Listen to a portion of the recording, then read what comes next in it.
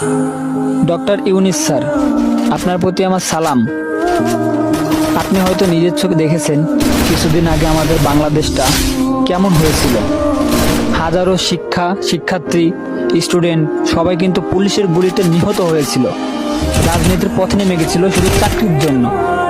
তো আমি একটা কথা বলতে চাই, বাংলাদেশ থেকে ফ্রি ফায়ার ও পাবজিটাকে উঠায়েন না আর ব্যান্ড করেন না, কারণ এবার কিন্তু এটা যদি উঠাই দেন অনেক ভয়াবহ হবে, যেটা আপনার কল্পনার বাইরে। আপনি ফ্রি ফায়ার ও পাবজিটাকে বাংলাদেশে রেখে দেন, তা না হলে অনেক পোলাপান কিন্তু মাঠে নেমে যাবে, অনেকে আছে সুসাইডও করতে পারে। তো একটা কথাই বলবো, ফ্রি ফায়ার লাভাররা ভিডিওটা ওরা শেয়ার করে দিবা।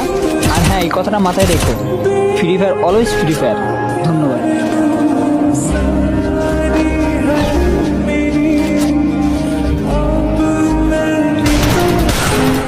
ডক্টর ইউনিস স্যার, আপনার প্রতি আমার সালাম।